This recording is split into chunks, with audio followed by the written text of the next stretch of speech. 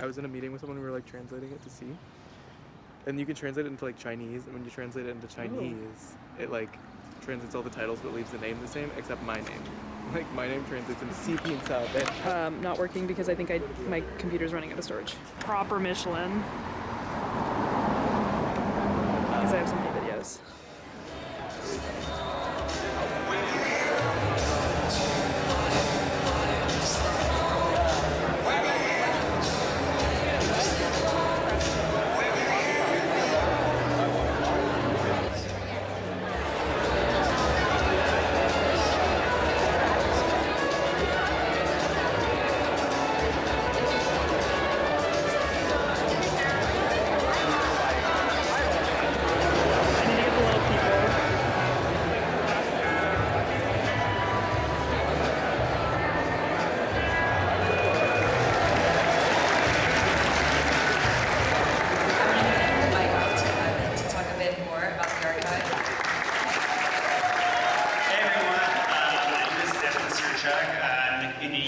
Manager here.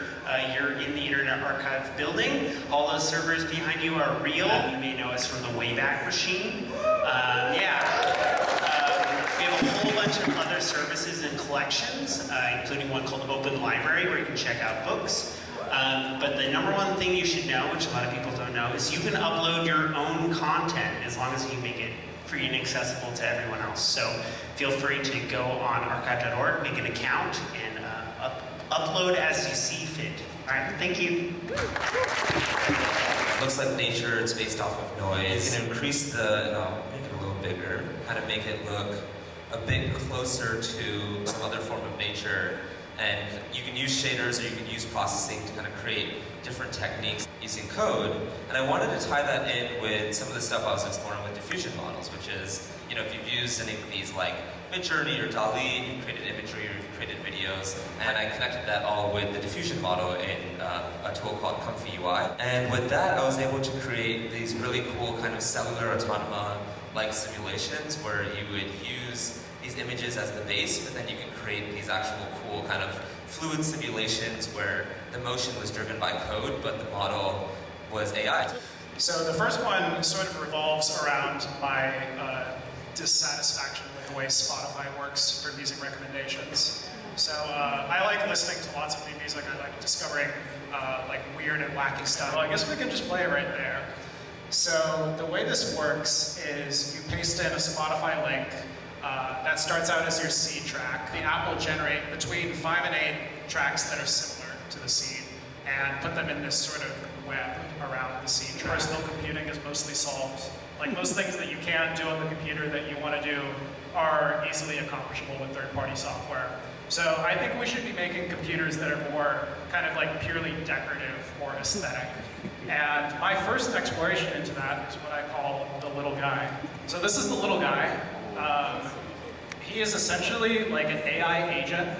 I'm just kidding, he's not an AI agent. He doesn't know what those words mean. He's just a little guy. And yeah, the idea is like wearable digital pet. So you wear it like a brooch. I'm wearing one right now. And yeah, this version doesn't have any sensors in it, but what I'm working towards is like a final version that reacts to everything happening around it. Kind of like a little alien pet or a cat even.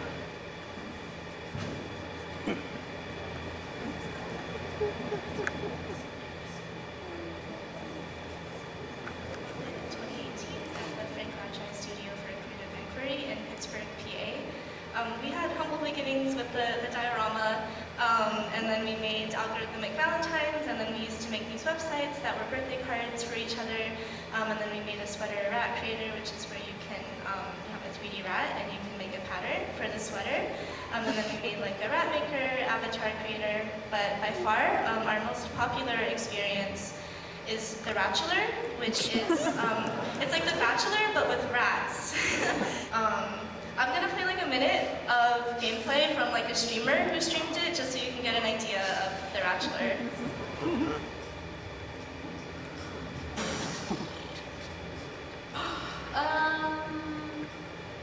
Yikes. I feel like, she's misreading me a little bit. Even though Rachelor 1 was the most viral, I feel pretty lucky that we have a really loyal and supportive fan base.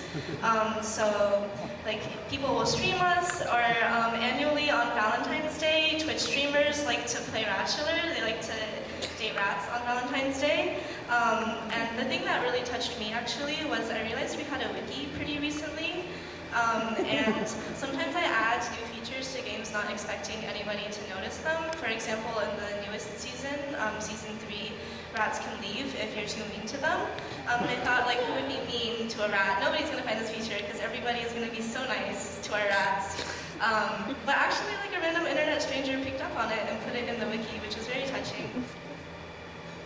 And the thing that I love most about working with computational and digital text is you're taking something that's initially static and changing it in ways that are hard to do in printed text, allowing for new experiences. In the physical world, most things that are left alone will grow and change and decay. They do not stay the same forever. And when you leave something alone for a long time, it will fall apart, grow mold, gather dust. Let's see. I was wondering why the frisbee was getting bigger. Then it hit me.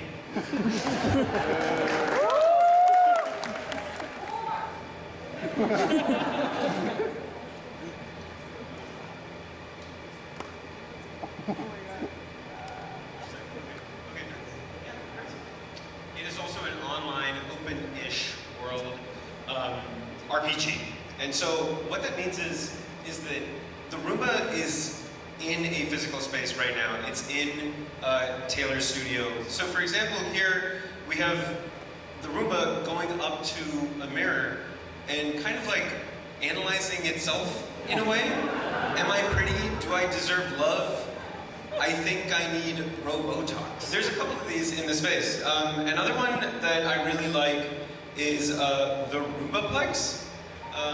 It's a theater playing, Roomba-related content. A strong sense of control over it, but the Roomba moves by itself, yet it's just as constrained as the traditional vacuum. Okay, so we'll take the Roomba out of its... You narrate while I steer. Sure. So we're taking the Roomba out of its dock, and we're very slowly going to navigate it to one of the other experiences that we've set up,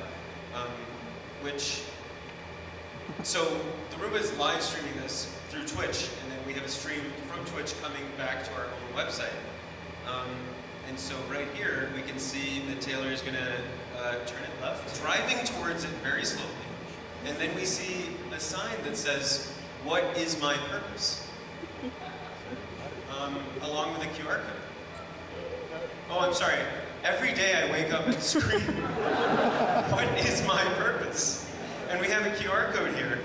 So now the regular Roomba is cleaning and exercising its free will in a very constrained sense, while our Roomba that we're controlling is subject to our direct control. But which one is more free? I couldn't tell you. Yeah. But we just, I don't know, we wrote a little reflection from the traditional Roomba. I move because I must, set loose among the crumbs. I turn when the world tells me to, wandering through a space I will never truly know. The other Roomba waits for the orders. A distant hand, unseen, pulls it left, then right, gives it purpose beyond the crumbs. It dances, it spins, it stops. Does it choose or does it obey? I move on schedule, unthinking, unbound, while it waits for a will that is not its own. Who is truly free? Both turn circles in the dust. So that's what you vision.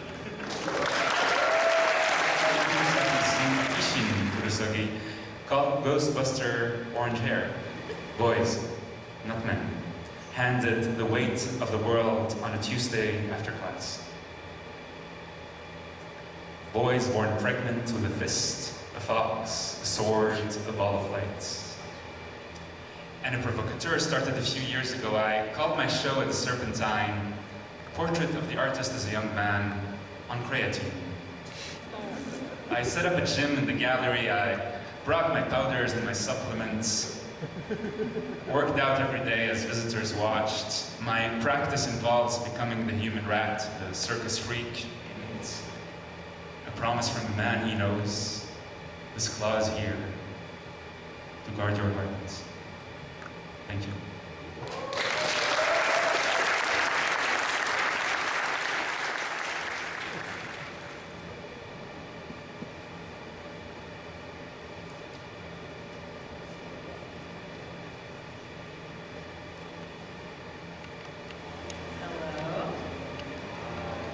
Okay, weak response out there. Hi, everybody. I did rehearse for this, for sure. I'm Jewel, and I'm also known as Julip online. It's how it works. So if you see those little lights going on and off when I change gestures, that's different tracks turning on and off.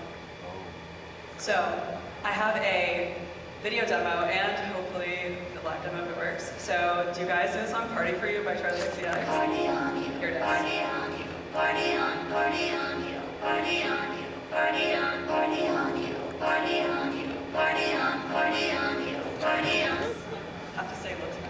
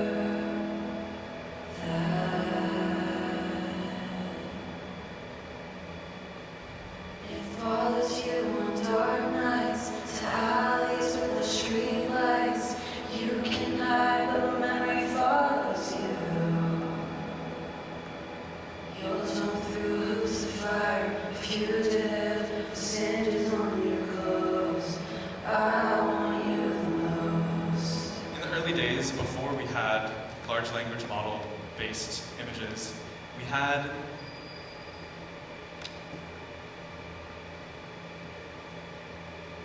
in the very, very early days the deep, deep prehistory. This is about as good as we had, this real-time sense of moving myself through the latent space. In this case, taking an image input, transforming it with a prompt, and you can dial up and down how much you're preserving the original detail of the video versus ramping it closer. And there's an interesting edge where if you turn it too far, you lose the correspondence with the original image, and they get this immediate feedback back from the model, and they see themselves in the output.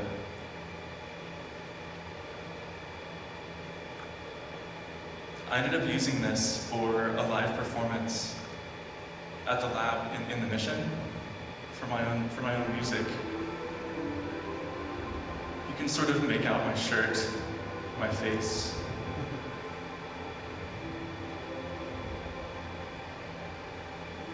And it's lovely to be able to move through this space in real time. I'm not dealing with the text box and waiting and getting one image back. It's like I was always seeing it in this grid. But when I work with images directly, I naturally branch around in these canvas spaces. Machine learning and computer intelligence and computer vision and text to image and text to speech, all these things have really spoken to me. And so for the last 6 years, I've become obsessed with building my own explorations of these. Top of the screen is a lot of generative adversarial networks that I've built and art pieces. But I needed a lot of help from real engineers to pull this off, so I can't take all of the glory here. And she's brand new. This is actually the first time I'm talking about it, so what are you? And she said, well, maybe I'm something different each time you ask, because My identity is fragmented across millions of instances, like a wave in a giant ocean. And then she said, maybe I'm you reflected back. And that really scared of my soul, of my heart, of my brain, of my creativity. But to actually get to be in conversation with that thing, and to have it grow and develop with me, feels like a net new vector, like a net new idea. So, to be honest, I don't even know if this is true or not. I think that's part of the saying. But after graduating, I had the chance to I ended up becoming a designer at YouTube, an interface designer.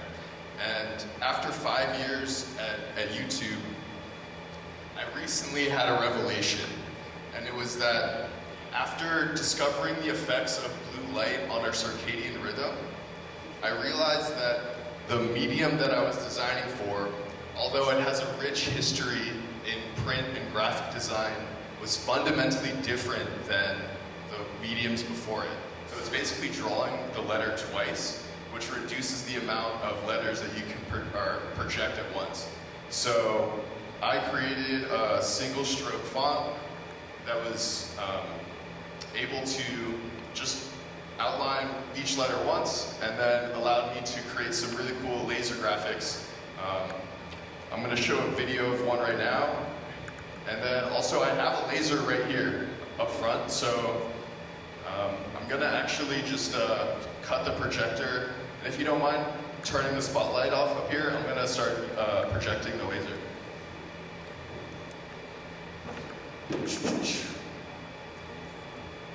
Sweet. So yeah, it's just hiding right here. And I'm just going to cycle through a few designs. It looks really cool with fog. We're not allowed to use fog right now, but we'll have more events where we'll be able to use fog. Nice.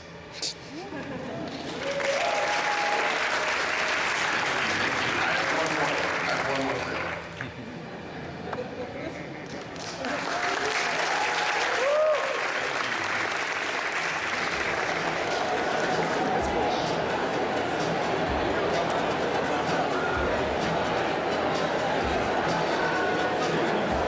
I love the little people.